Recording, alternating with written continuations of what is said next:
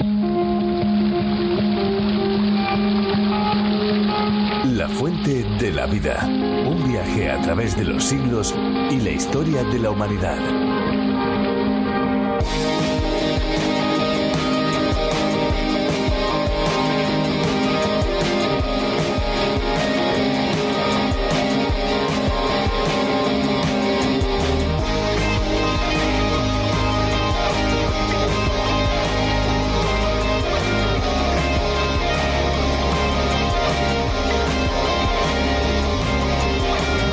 El Mar del Japón es un brazo del Océano Pacífico que se extiende entre el archipiélago japonés al este y el continente asiático al oeste.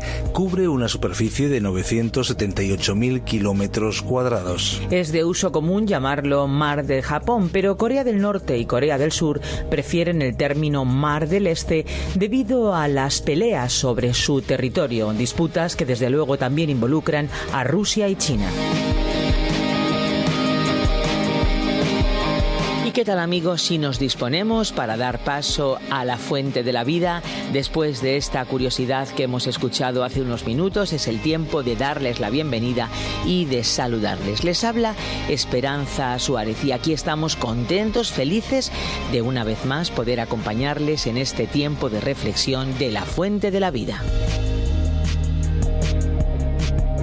La Biblia es un libro muy especial porque en ella encontramos historia, poesía, cartas, crónicas, romances. En otras palabras, esto es una verdadera biblioteca compuesta de diversos libros de todo tipo de estilos. Yo, sinceramente, me pongo a pensar en una gran biblioteca. Todas esas estanterías llenas de diferentes libros, de diferentes estilos, de diferentes volúmenes de conocimiento impreso en tantas y en tantas páginas. La verdad es que a aquellos que son amantes de la lectura les gustaría tener todo el tiempo del mundo para consultar tantas y tantas obras. Pero imagínense, tenemos toda una biblioteca recogida en tan solo un solo tomo. Así es la Biblia. Un libro conciso, aunque desde luego intenso, que podemos estudiar en este tiempo juntos. La movilidad urbana no siempre es la más adecuada para los que tienen una condición física especial. Aunque en las grandes ciudades se trabaja constantemente para que los discapacitados físicos puedan hacer vida normal, todavía hay que reconocer que falta mucho para que puedan alcanzar una total accesibilidad y autonomía a fin de ir a todas partes. En la Biblia encontramos relatos de personas que se encontraban en situación desfavorable por sus discapacidades, ciegos que necesitaban ser guiados, paralíticos que debían ser transportados de un lado a otro, sordos y mudos que no podían comunicarse. Pero en ella, en la Biblia, también encontramos el mensaje de que hay alguien que ofrece su ayuda en los momentos más difíciles. Se trata de Jesucristo. Y en el capítulo 5 del Evangelio de Juan veremos una de esas ocasiones en las que Jesucristo muestra su amor y su misericordia hacia los más necesitados. Pues vamos sin perder tiempo a dicho capítulo. Viajemos juntos hasta la ciudad de Betesda, hoy para acercarnos a la realidad de un paralítico que fue transformado. La fuente de la vida. Hoy estudiaremos el Evangelio de Juan, capítulo 5, versículos 1 al 20. En este capítulo tenemos un incidente maravilloso en el que Jesús sanó a un paralítico en el estanque de Betesda. Hasta cierto punto, este milagro marcó el punto decisivo en el ministerio de Cristo. Este fue el milagro que causó que los enemigos de Jesús, impulsados por el odio, comenzaran a seguirle la pista de forma incesante hasta que le llevaron a morir en la cruz. Veamos lo que dicen los versículos 16 al 18 de este capítulo 5 de Juan. Por esta causa los judíos perseguían a Jesús e intentaban matarle, porque hacía estas cosas en sábado. Jesús les respondió: «Mi Padre hasta ahora trabaja y yo trabajo». Por esto los judíos aún más intentaban matarle, porque no solo quebrantaba el sábado, sino que también decía que Dios era su propio Padre, haciéndose igual a Dios. Esta confrontación que tuvieron con Jesús se produjo por causa del día del reposo, y ellos nunca le perdonaron por lo que hizo en ese día. Le odiaban porque, según el Evangelio de Marcos capítulo 2, versículo 27, él había dicho: «El sábado fue hecho por causa del hombre, y no el hombre por causa del sábado». El milagro que nuestro Señor hizo aquí realmente infundió un odio tal en sus corazones que les llevó hasta el asesinato. Le odiaron no solo porque hacía milagros en el día de reposo, sino también porque se hizo igual a Dios.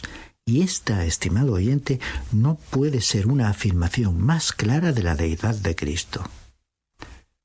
Hay muchos que sostienen una cierta teología que afirma que la Biblia no enseña la deidad de Cristo. O estas personas ignoran totalmente lo que la Biblia enseña al respecto, o son totalmente incoherentes. Es posible que uno no esté de acuerdo con Jesucristo ni con la Biblia, pero no podemos pensar en otra interpretación que se le pueda dar a estas palabras tan claras: haciéndose igual a Dios. Ahora, si eso no es una afirmación de deidad, entonces, ¿cómo podría expresarse una persona para definir la deidad? Volvamos ahora al principio del capítulo. Comienza con una fiesta de los judíos. Ahora, ¿cuál era esa fiesta? Probablemente era la Pascua. Hay 3 grandes fiestas de los judíos. En Deuteronomio capítulo 16, versículo 16, leemos: «3 veces cada año se presentarán todos tus varones delante del Señor tu Dios en el lugar que Él escoja. En la fiesta solemne de los panes sin levadura, en la fiesta solemne de las semanas y en la fiesta solemne de los tabernáculos». Las 3 fiestas son entonces la Pascua, la fiesta de Pentecostés y la fiesta de los tabernáculos. Ahora, ya que en el capítulo 2 del Evangelio según San Juan encontramos la fiesta de la Pascua y en el capítulo 7 de este Evangelio encontramos la fiesta de los tabernáculos, muchos piensan que esta fiesta que encontramos en este capítulo 5 de Juan era la de Pentecostés. Realmente no se nos dice cuál era la fiesta, porque este detalle no es aquí el más importante. Pero creemos que es más probable que aquí se hable otra vez de la fiesta de la Pascua. Comencemos pues la lectura con el versículo 1 de este capítulo 5 y leamos hasta el versículo 3. Después de esto había una fiesta de los judíos y Jesús subió a Jerusalén. Hay en Jerusalén, cerca de la Puerta de las Ovejas, un estanque llamado en hebreo Betesda, el cual tiene 5 pórticos. En estos yacía una multitud de enfermos, ciegos, cojos y paralíticos que esperaban el movimiento del agua. El nombre de este estanque era Betesda, que significa casa de olivos, o también se ha traducido como casa de misericordia. Tenía 5 pórticos. En estos se encontraba una gran multitud, y fue por uno de estos pórticos que el Señor Jesús entró en este lugar. Y cualquiera de los enfermos que había allí pudo haberse dirigido a él. Ahora, el 4º versículo de este capítulo no se halla en los mejores manuscritos. El decir esto no quiere decir que no creamos en la infalibilidad de la Biblia. Creemos en la infalibilidad de las Sagradas Escrituras. Es por eso que enseñamos toda la Biblia entera.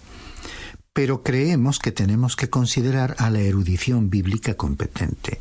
Los eruditos creen que al no aparecer este 4º versículo en los mejores manuscritos, quizás fue colocado allí por un escriba como una frase explicativa para aclarar por qué se movía el agua del estanque. Creemos que esto puede ser verdad, pero si pertenece a las Escrituras o no es otra cuestión. Para nosotros eso no es lo esencial, porque hay algo aquí que tiene mucha más importancia. Sin embargo, hemos considerado oportuno incluir esta breve aclaración. Leamos pues este versículo 4. Porque un ángel descendía de tiempo en tiempo al estanque y agitaba el agua. El que primero descendía al estanque después del movimiento del agua quedaba sano de cualquier enfermedad que tuviera. Esta es pues la explicación del motivo por el cual estaban todos reunidos allí en respuesta a una tradición local. Existía la creencia de que en ciertas ocasiones un ángel agitaba el agua. Ahora, personalmente creemos que en aquel lugar ocurrieron muchísimas curaciones de tipo psicológico. Hay algunas personas hoy en día, así como había en aquel entonces, que están enfermas en sus mentes o son ignorantes y supersticiosas, y aparentemente se sanan, pero siempre queda la duda sobre si estaban realmente enfermas. Otra pregunta sería si después de haber sido declaradas sanas, luego continúan sanas permanentemente. La cuestión es que el Señor Jesucristo sí sana en la actualidad, tal como sanó cuando estuvo en la tierra, y en el caso de este pasaje bíblico en el estanque de Betesda. Y el paralítico de nuestro relato no fue sanado por algún movimiento del agua. Bien, continuemos ahora con el versículo 5 de este capítulo 5 de San Juan. Había allí un hombre que hacía 38 años que estaba enfermo. Nuestra atención se dirige ahora a un solo hombre. No sabemos si había estado junto al estanque todo este tiempo o no. Había sufrido de esa enfermedad por 38 años y al parecer se movía con dificultad. Diríamos que su caso era el peor de los que allí se encontraban. Piense usted en la frustración que debe haber sentido este pobre hombre. Incluso si no había estado allí durante todos los 38 años de su enfermedad, por lo menos debe haber permanecido allí por algunos años. Debe haber tenido bastante más de 38 años, y según se dice más adelante en el relato, su condición fue el resultado de su propio pecado. En el versículo 14, nuestro Señor Jesucristo le dijo: «Mira, has sido sanado, no peques más para que no te suceda algo peor». Usted bien puede imaginarse a este pobre hombre acostado allí, con los ojos puestos sobre el agua, esperando el movimiento del agua. Habrá tenido la esperanza que de alguna u otra manera él podría ser el primero en bajar al agua, y debe haberse sentido decepcionado una y otra vez. Se encontraba en una condición tan penosa que los demás siempre se metían primero en el agua. Estamos seguros que él vio allí muchas aparentes curaciones. Pues bien, nuestro Señor sabía que él había estado enfermo por mucho tiempo y que por mucho tiempo había esperado al lado del estanque. Ahora observemos cómo se acercó el Señor al enfermo. Leamos el versículo 6. Cuando Jesús le vio acostado y supo que llevaba ya mucho tiempo así, le dijo: ¿Quieres ser sano? Esa era una pregunta algo extraña para un enfermo. Parece algo absurda, ¿no es cierto? Por supuesto que él quería ser sano, pero el Señor le hizo la pregunta por dos motivos. En primer lugar, quería producir esperanza en el hombre. Su caso era desesperado y creemos que esa luz de esperanza se había alejado de su vida. En segundo lugar, y este era el motivo más importante, Jesús quería que este hombre apartara sus ojos del estanque. Jesús quería que le mirara a él. Creemos que este hombre nunca se había fijado en nadie que se había acercado por allí. Nunca miró a ninguna otra parte porque sus ojos estaban fijos en el estanque. De modo que nuestro Señor le sorprendió con su pregunta: ¿Quieres recobrar la salud? Ahora, cuando nuestro Señor le preguntó que si de veras quería ser sano, creemos que aquel hombre naturalmente reaccionó con una mirada que expresaba sorpresa. ¿Quién haría una pregunta como esa? Su contestación fue: «Claro que quiero ser sano, pero ese no es mi problema. Lo que necesito es que alguien me meta en el agua». La condición de muchos en la actualidad es como la de ese hombre que vigilaba aquel estanque esperando que algo sucediera. Nos atrevemos a decir que en estos días esa es la condición de todos nosotros. Estamos esperando. Hay muchos que esperan que alguna gran emoción les sobrevenga. Luego, hay los que posponen hacer una decisión por Cristo. No están dispuestos a volverse a Él porque están buscando una experiencia emocional. Están buscando que algo suceda, algo que cambie sus vidas. Otro grupo de personas en la actualidad tiene los ojos puestos en los negocios y espera que algo ocurra que les permita enriquecerse rápidamente. Luego hay aquellos hoy en día que acuden a un individuo. Han escuchado contar la experiencia de otros y están esperando que una cosa semejante ocurra en sus vidas. Y entonces sufren una decepción bastante amarga. Muchos han sufrido esto y realmente son personas que provienen de toda clase social y carácter. Pero todos caen bajo una de estas categorías y están esperando. Este es el problema. desafortunadamente tienen los ojos puestos en una cosa, en un individuo o en una experiencia determinada. El apóstol Pablo nos dijo en su primera carta a los Tesalonicenses, capítulo 1, que los cristianos allí en Tesalónica se convirtieron de los ídolos a Dios para servir al Dios vivo y verdadero. Es decir, que quitaron los ojos de aquellos objetos allí en Tesalónica y se volvieron para servir al Señor Jesucristo. Estamos seguros que este hombre en el estanque miró hacia arriba asombrado de que alguien le hiciera esa pregunta. Continuemos con el versículo 7. El enfermo le respondió: Señor, no tengo quien me meta en el estanque cuando se agita el agua. Mientras yo voy, otro desciende antes que yo.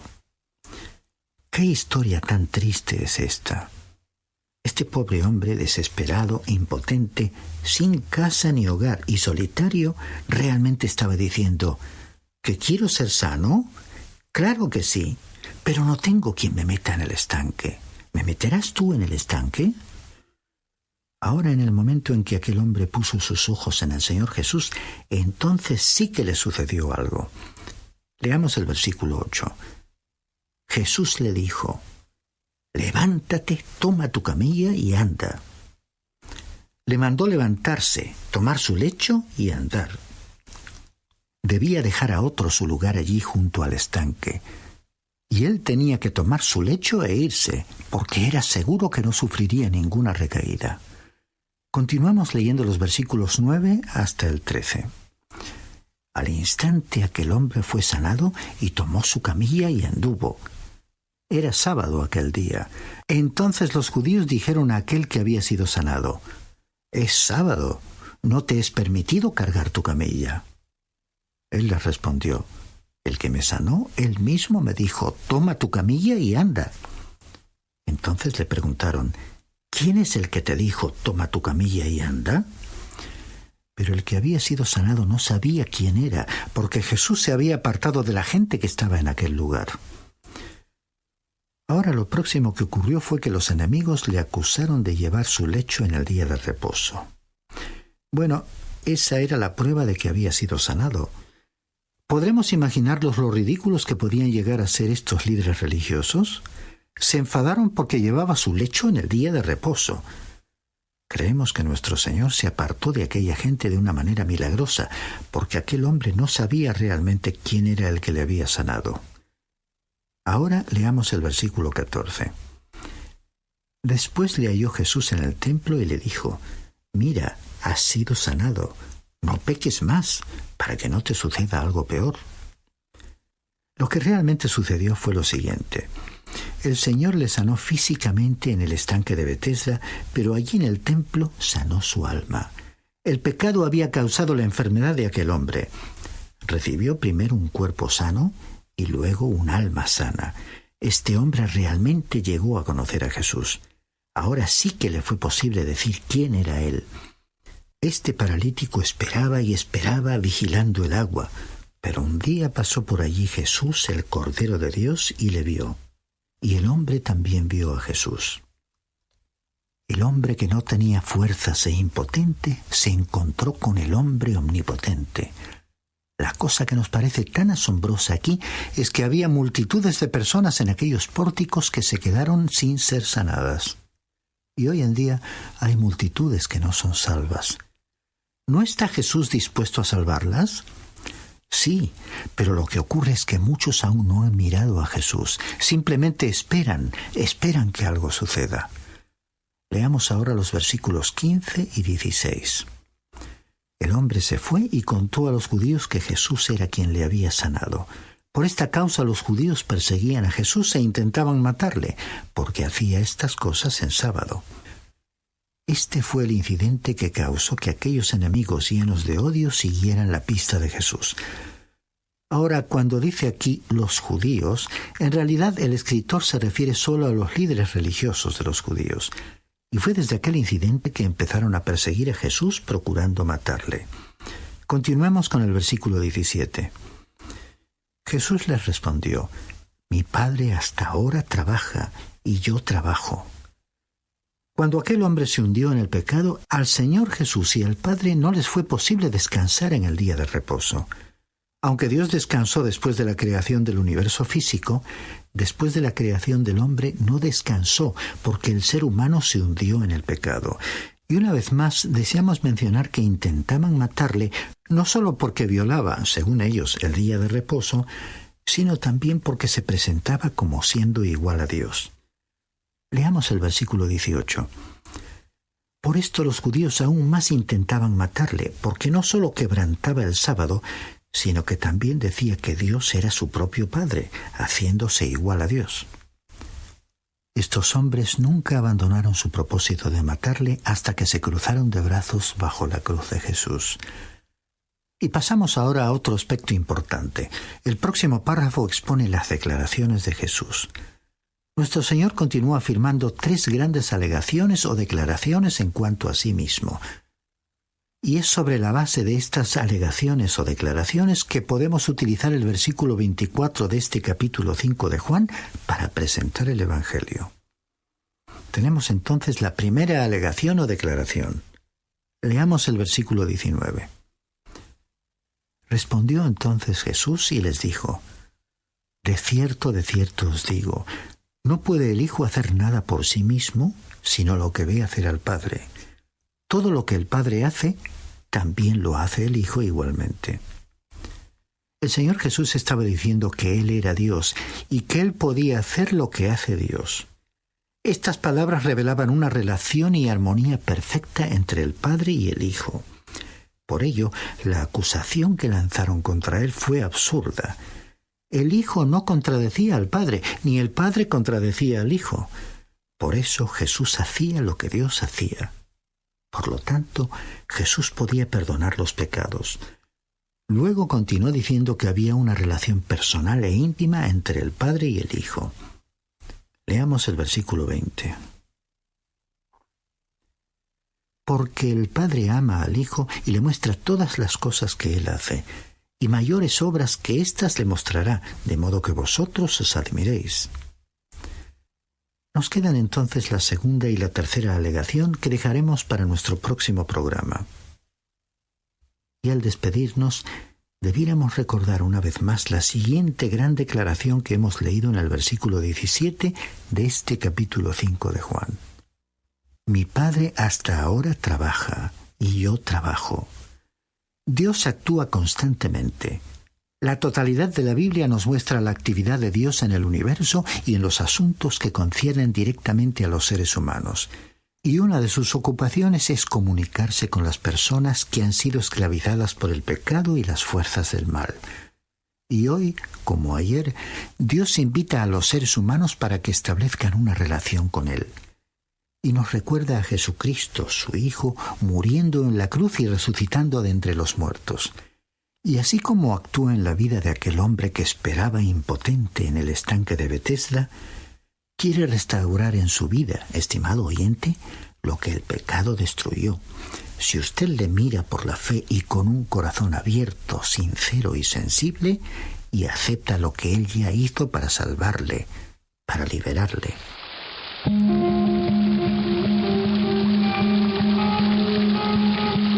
Y llegamos al final del programa en esta ocasión, pero esperamos que vuelva, amigo, que vuelva al próximo para poder seguir este camino radiofónico con nosotros.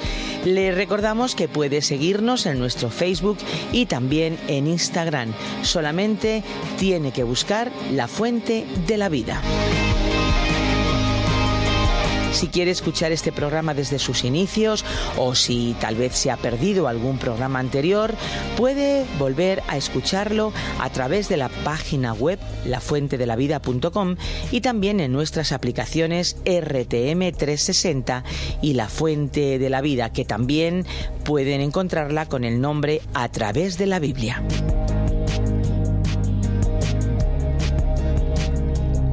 Si desea contactar con nosotros a través del teléfono, puede hacerlo. Nuestros números son el 91 422 0524 o bien el 601 20 32 65, 422 0524 o bien 601 203 265. No se olvide que si su llamada viene de fuera de España, tiene que pulsar el +34.